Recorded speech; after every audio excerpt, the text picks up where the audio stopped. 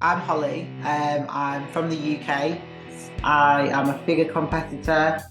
Um, I've recently just finished all my shows. So I did three this year, which doesn't sound a lot, but it was quite a long period of time. Um, I got into bodybuilding initially from training as a personal trainer. My tutor was a bodybuilder, and he sort of said, "Oh, why didn't you try it?" And I was just like, "No, you know, I'm okay doing this." Anyways, he just planted that seed, and I had a bit of a go at it. And um, like my first prep, I don't even want to know what I did, but I've obviously just come from that and just used that as, I guess, motivation, but making the gym be something rather than just go to the gym. So that is basically why I got into bodybuilding. Um, but yeah, like that's it really. Currently I'm coaching now. I don't PT because I've been traveling quite a lot. So it's obviously easier to take with me. You can't take your PT clients away. So that's the reason that I'm now coaching, which I love. I do miss that sort of one-to-one a little bit though as well. But yeah, that's where I'm currently at. But I'm back in the UK now, so Gotcha. And you mentioned giving the gym a reason, giving it some kind of purpose. And I think a lot of people struggle with that because, maybe they don't have a goal, they don't have a specific goal. Bodybuilding really does give you both of those, a very specific goal and a specific timeline, and it kind of shapes your intentions for you in a time where some people don't really, it's hard to find those. Is that something for you yeah. that you've always kind of really needed to stay on track and stay motivated? Is that like clear intention? I think so. It's quite hard just to think back now because it was so long ago. It's probably about 7 years ago that I actually started bodybuilding. It's quite hard for me to remember what my mindset was like. But I always wanted to do something on my own. I was never a team kind of person. I did sport, but I didn't really enjoy that kind of team kind of thing. I just snuck away to the gym when I was supposed to be doing games at school. And then I would just go home after that. But at the time, I think I probably just went on the treadmill and I probably just did a few weights. And then I sort of got into loving muscle rather than just losing weight.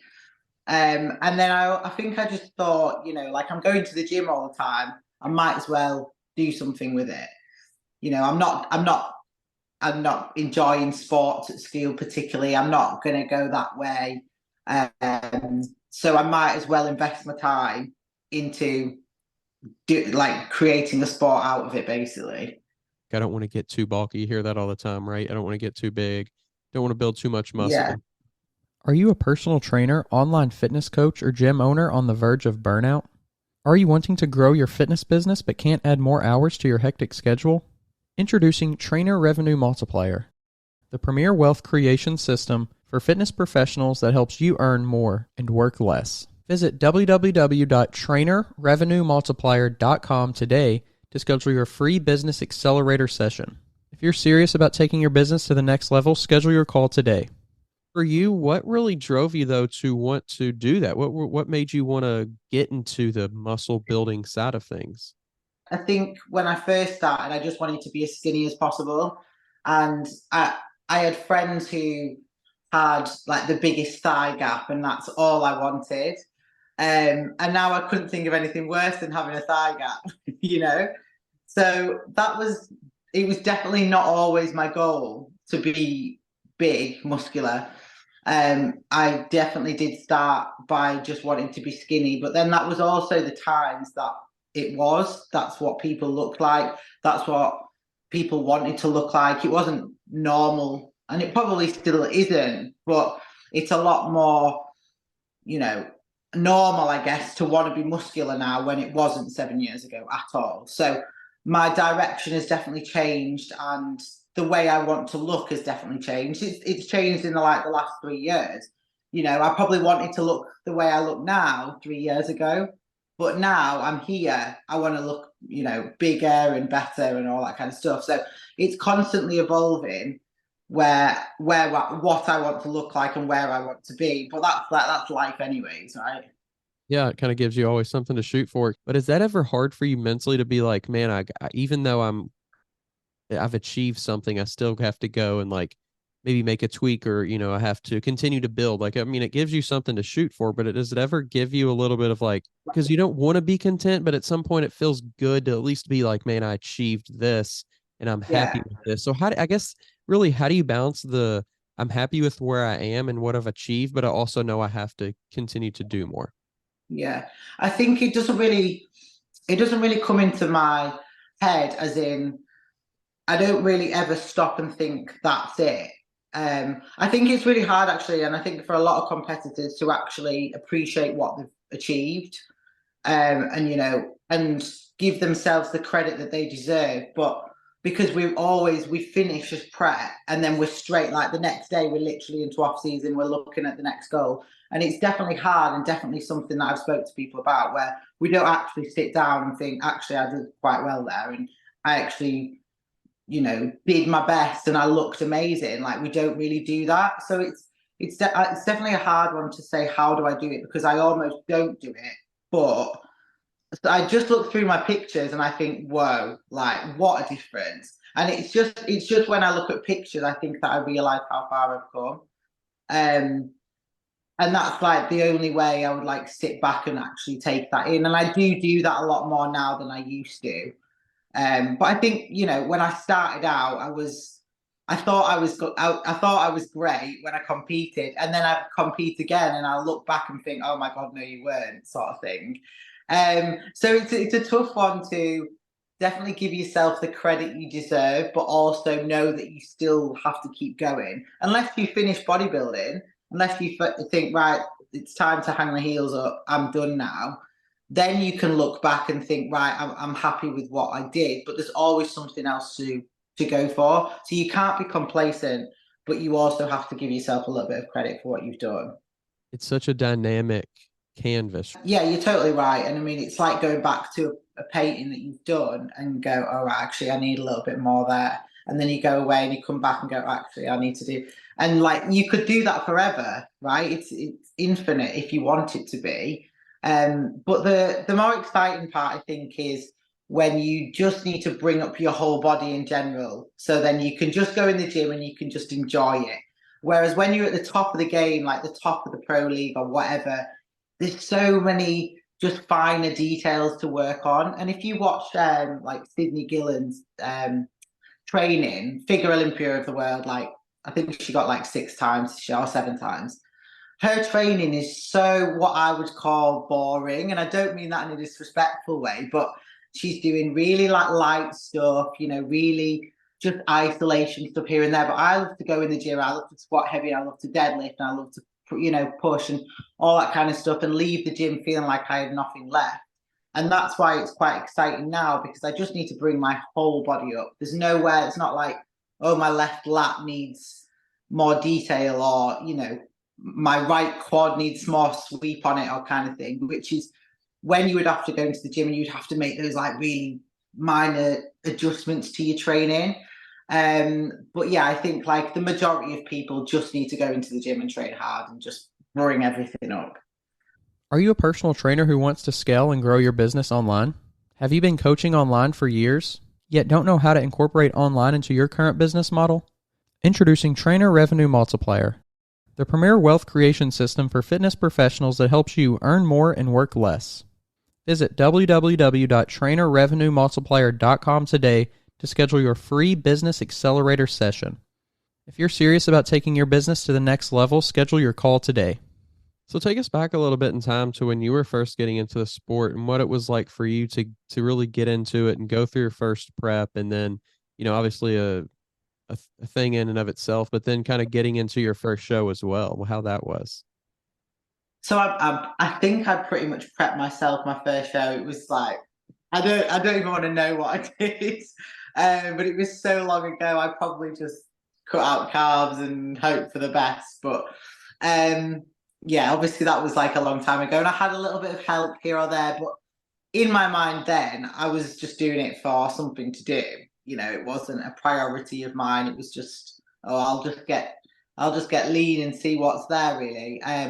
So it was, like a proper dead end show, which I probably did quite well in because it was a pretty dead end show. And I probably held a little bit of muscle mass anyway, just from going to the gym. So yeah, that prep was probably, a bit of a shambles. And then I brought someone on to coach me. And then that was obviously a little bit better even then. And then, but even maybe like my second season in, I still wasn't that obsessed with it, if you like. I was still just doing it because I like going to the gym and I just like to see my body change. And to be fair, it's only just recently that I have become what maybe call obsessed or driven, like properly driven.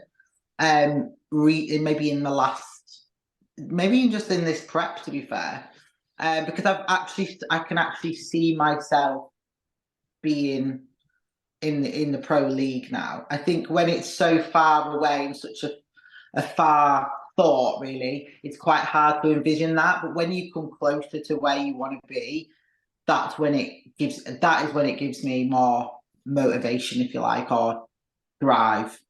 Do you think that there was an advantage for you because you weren't like, you were learning the sport, you were putting in some time in the gym and things like that, getting to know your body, know how things respond and react, and getting to know the shows and posing and all that kind of stuff. You were doing all that still, but you weren't maybe burning yourself out on it yet. Do you think that maybe that was in some ways an advantage too?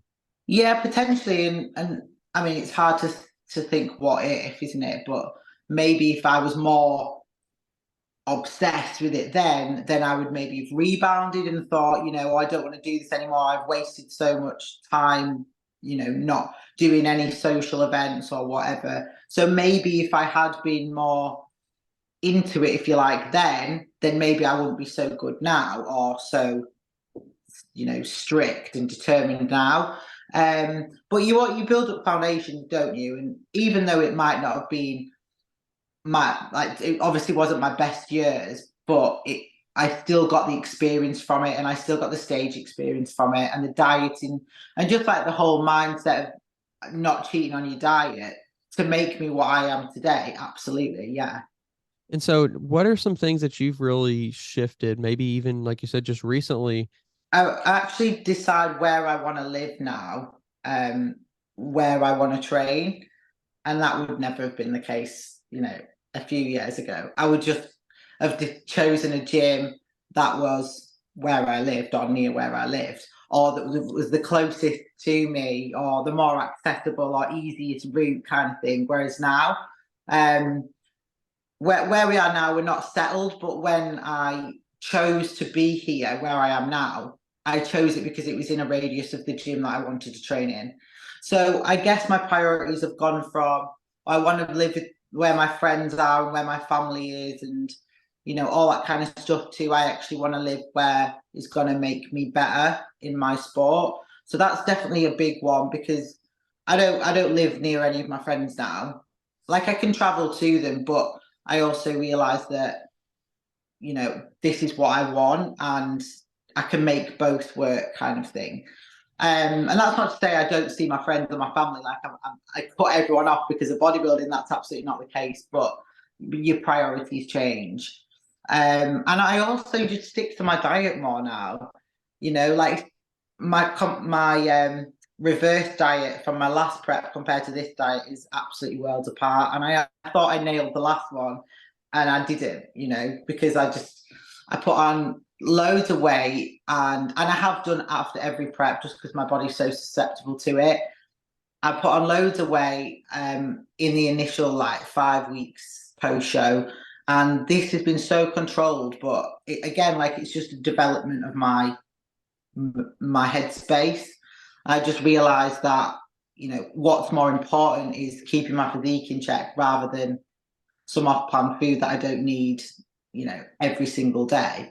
So I think just diet for sure, environment definitely, and I think it just comes so much easier to me now rather than before. It was really like I relied on motivation, whereas now I could be motivated one day and the next day I'm not, but I don't really think about it. You just do it anyway.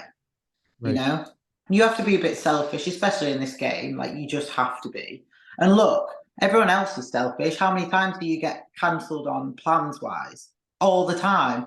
People cancel on me all the time. Yet I always feel guilty if I say, can we, change that date or something? And you shouldn't, because everyone else is doing it to everybody else, because we've just got to be a little bit more selfish with our time. And it doesn't mean that you have to cut these people out or you have to completely say no to every event. You just got to, it's just like prepping your food. You've got to just do it right and when it's right for you. And if people are actually in your corner, then they will understand that as well, because they would do the same. If they're, even if someone's too tired, they'll just cancel on you. But I have to be, like on death's door to cancel on someone. I feel so bad for it. But loads of people would do it anyway. So you have to just, like you say, just do what's best for you, do what you need to do, and in a place that you need to do it in. Actually think of yourself as if you were treating somebody else, for sure. Like, if you cancelled on yourself, just think how you'd feel if you just cancelled on your best friend or your mum, or it's the same thing, and you should be just as much a priority as everybody else. 100%. Yeah. And I think that's something we kind of neglect from a sense of doing better for ourselves. Kind of looking at the future side of things for you when it comes to the sport of bodybuilding. Really, what is it for you? Is it something that it's like, I love this process, I love the journey? Obviously, people who compete want to be competitive and win. But is it more of the thing of, let me just keep doing this, I love it? Or is it more along the lines of like, I have a timeline, I have a specific, X amount of years, and if I haven't achieved this in the sport, then it's time for me to step away? Like, what is it really for you? No, not at all. I haven't actually ever thought, apart from when someone said, when do you think you'll finish bodybuilding? I had never thought about it until I actually got asked that question. I don't know when, but I said, or someone asked me when I would be in my prime, and I said, I'm going to say maybe 4 years, just considering how far I've come and how far I feel like I need to be pro worthy or whatever. But then again, knowing me, when I get there, my goal might change. It might be, all right, okay, I want to come first in a pro lineup, and then I want to be in the Olympia. But right now, I don't have the Olympia dream. I just have now my dream is to become pro. But then when you become pro, you move the goalposts. So it's not a case of, right, I have to be at the Olympia where by the time I'm 32. Like, I don't set myself massive long goals. I just do short term, really. And I think that's quite short term to become pro, seeing as I almost did this year. So I think that's quite a short term goal. So when I get to that goal, I'll decide the next goal. And when I get to that goal, I'll decide the next goal. But I've never loved bodybuilding more than I do now. That's for sure. So it makes it really, really easy for me to keep going, to be honest, because every other prep I've finished and I've gone, oh, I don't know if I could do another one. And then I have, but it's took a lot more, determination to keep going. But whereas now, I stepped off stage and I just carried on, and it was just such a smooth transition. There was no thought of, oh, I don't know if I can do this again, kind of thing. I just knew that I was, going to keep going. So I just know that now it almost is easier than it used to be. And I don't know if that's the same for everybody, but I love it more now than I ever have. So that makes it really, really easy for me. Yeah. I think when you kind of make a decision that like you're doing something, and you turn off the part of your brain that's like, are we going to keep doing this? Or are we not going to keep doing this? And I think we definitely need to consider what we're doing, not saying that we just do something blindly forever. Like, whenever you make that decision ahead of time and you turn your brain off, it's like, I think it makes things so much easier. This podcast is sponsored by Smoking Gun Coffee, a veteran-owned coffee company that strives to give back to those in need. Don't forget to use code TWR10 for a 10% discount at checkout. Say you started a job and you were well excited to start the job and you were still loving it, and then it's like 5 years into that job and you are going to leave, So sometimes it is actually the other way around. I think you can get a bit bored of it. So I'm glad that I've gone the other way and I've grown to love it rather than grown to hate it, because I know that that can happen. And there's lots of, you know, previous bodybuilders who have come out of bodybuilding and they just slag it off. And I just think, mate, you did it for 6 years yourself. Like, you know, give a bit of a break to the people, you know, who are still doing it. And I feel like people actually forget because they grow to hate it rather than grow to love it. So I'm glad that it's been, you know, that way around. And at the start, I maybe forced myself a bit more to love it, to keep going. But like I say, it's a lot easier now to keep going than it was before because I love it more now. Yeah. And I think that's where you do have to have some sort of check-in, right? You can't just, like I said, continue blindly. You do have to check in with yourself. You do have to maybe even get, you know, outside perspective on things. I think it's hard when on prep because you are naturally obviously moody anyway because you are so depleted. So it's sometimes hard in your head to rationalize how you're actually feeling and if you actually love it, because at some points you're not going to love it. You know, I'm eating broccoli 5 times a day and like the smallest bit of chicken sometimes. So yeah, like on paper it's not that fun that day, but you have to basically look at it at a whole. And do you love being on stage, and do you love the process and in a whole, you know, as a whole, as a journey? And if you don't, then don't do it. Like there's plenty of other sports to do. You know, bodybuilding is just, it's such a weird thing to do, but you've got to love it. Otherwise, you're just not going to do well at it. And you mentally, you're not going to be in a great place afterwards as well. So I think you have to really, really know that you want to keep doing it and know that you're actually like mentally in a good place to do so. And it's hard for, you know, people in your circle, your family, and they see you go from being, you know, have loads of energy to being like absolutely in the slumps and have barely got energy to talk and all that kind of stuff. And it must be hard for them for sure to think, why are you doing this? You obviously hate it, when they're only seeing like a snippet of it. Yeah. I mean, I don't think, you know, I don't compete and I don't fully grasp what it would be like or understand what somebody is going through. You know, just from talking to people, I can kind of get a little peek into it. But yeah, I don't think you can really understand something until you've really been there. I definitely need to get better at this, about posting the bad days as well as the good days. I've got better, but I definitely still am not there. And I don't actually know why I do it, because I think when I do post, you know, I almost I don't want sympathy either. I think that's the thing. Like I choose to do what I do, and I don't want to start whinging all over Instagram that I don't have much to eat, because again, there's people who are in a worse position than me, a hell of a lot worse position than me, who are eating less than me, you know, even on my low days, like out of no choice of their own. So why should I go on my Instagram and start complaining about it?